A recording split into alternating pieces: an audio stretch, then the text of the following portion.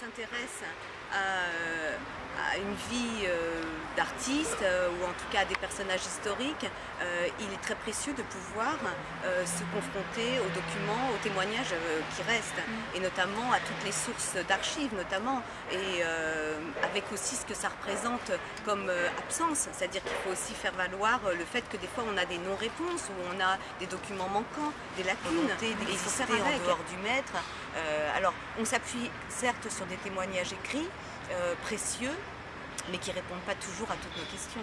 Et puis qui des fois s'éclairent au fur et à mesure, parce que ce sont des documents non datés, qu'on interprète parfois mal parce qu'on les situe à une époque, mais qui sont quand même une source, la source la plus fiable, en tout cas en prise directe avec les artistes. Il est toujours plus précieux d'user des témoignages, de leurs propres témoignages, plutôt que de l'interprétation. Mais l'éclairage qu'on peut avoir grâce aux archives sont toujours éclairés bien sûr d'un point de vue du ressenti de Rodin par exemple lorsqu'il écrit, mais c'est quand même précieux, c'est quand même ce que lui, c'est quand même un témoignage, c'est le sien. Alors maintenant ils peuvent être tout à fait à l'opposé de celui de la perception qu'a mis Claudel, mais c'est aussi la confrontation des deux et la lecture, même c'est ça qui est très riche et qui permet de rebondir, c'est de voir qu'un même événement peut être vécu d'une façon complètement opposée. Et ça c'est le cas notamment dans l'aide que Rodin va essayer de procurer à Camille Claudel, alors qu'elle le ressent comme une intrusion dans sa vie, et ça va même nourrir sa paranoïa, alors que pour lui c'est une aide qui vient subvenir à tous ses besoins, à ses difficultés matérielles, à toute la complexité. Il lui a fait autant de l'ombre, j'ai envie de dire, qu'il a pu servir aussi son travail et sa personnalité. C'est clair que Camille Claudel fait un choix, alors ça c'est aussi important, c'est-à-dire qu'en plus des témoignages écrits, vous avez un contexte historique. C'est vrai que Camille Claudel fait le choix d'être sculpteur à une époque où c'est plutôt des métiers quand même très difficiles, des métiers d'hommes, un univers très masculin, et elle ne choisit pas la solution la plus simple. Elle a des revendications d'indépendance, d'autonomie, etc. Donc au début, elle va revendiquer le fait d'être dans le cercle de Rodin et de bénéficier de son enseignement, et puis ensuite elle va le refuser, vouloir s'émanciper véritablement et prendre son indépendance, et puis même au point même de créer et faire presque de l'anti-Rodin. Il revendique son talent, il sollicite son entourage, que ce soit les hommes de lettres, les collectionneurs, tout son réseau à lui, pour le mettre au service de Camille Claudel, et il appuie sur sa compétence, ses qualités, le fait que c'est une grande artiste, qu'il faut s'intéresser à elle, écrire sur son travail, etc. Donc je pense que Rodin n'a jamais été dans la réalité quelconque. Après Camille Claudel, évidemment, on peut imaginer que dans le contexte de cette époque, Rodin est en pleine ascension, il est célébré, courtisé, honoré, il cumule tous les honneurs, et Camille Claudel fait un chemin presque opposé et s'enfonce un peu dans l'enfer de sa maladie. Et donc c'est clair que pour elle c'était difficile d'exister en dehors de l'orbite Rodin. Elle était sans cesse comparée à lui, même en étant séparée depuis très longtemps, et c'était douloureux pour elle.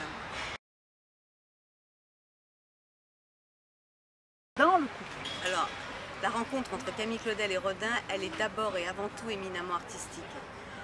C'est une période pour eux d'émulation, d'échange, de complicité, de connivence esthétique. Et Rodin notamment en parle comme les plus grandes joies de sa vie artistique. C'est cette satisfaction de se sentir compris et de voir toujours ses attentes dépassées. La collaboration avec Camille Claudel, il le vit d'une façon très positive. C'est une émulation, un partage. Mais c'est clair que leur rencontre est éminemment artistique. C'est le cœur. Ils partagent ce culte du travail, l'amour du métier. Et ça, c'est vraiment inhérent à leur histoire. Mais c'est étonnant parce que vous parlez d'émulation oui. Pour Rodin, oui. alors qu'on aurait Alors parce que les témoignages, Rodin en parle comme ça. C'est parce qu'en fait les témoignages Rodin, et c'est notamment traduit dans le premier article que Mathias Morard, un proche de Rodin, consacre à Camille Claudel, un article très important, très référencé, en 1898 dans le Mercure de France. Et là, Morard témoigne de ce sentiment que Rodin, et explique même que Rodin ne s'est jamais remis du départ de Camille Claudel de son atelier. C'est vrai que Rodin va la représenter à plusieurs reprises au moment de leur histoire, dans leur histoire, avec 3 portraits différents. Et puis plus tard, après la séparation, après rupture, il va réutiliser ces portraits dans des portraits allégoriques beaucoup plus tardifs. Mais son image ne va jamais véritablement le quitter. Alors, est-ce qu'on pourrait aller jusqu'à dire que Camille Claudel fait partie de l'art de Rodin?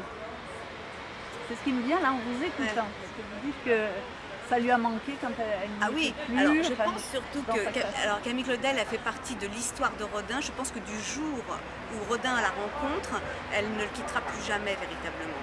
Et on est toujours en train de valoriser le fait que Camille a beaucoup appris. Camille Claudel a beaucoup appris dans l'univers, dans l'entourage de l'atelier de Rodin. Et c'est vrai, elle se familiarise avec sa technique des profils, avec les rouages du métier, avec ce sens du modelé, etc.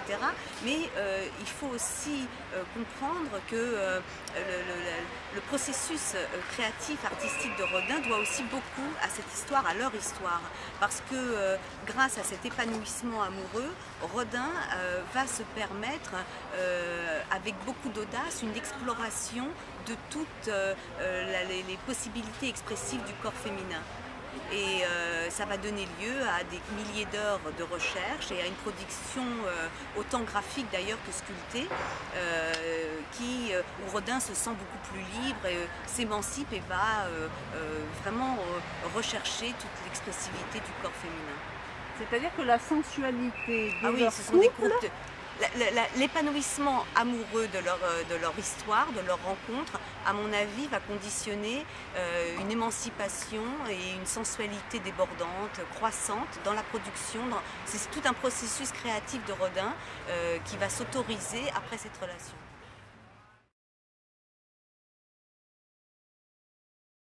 On a souvent évoqué, on parlait de passion pour caractériser leur histoire. Je crois qu'avant tout, c'est une rencontre artistique, esthétique, amoureuse et une rencontre passionnante et passionnée.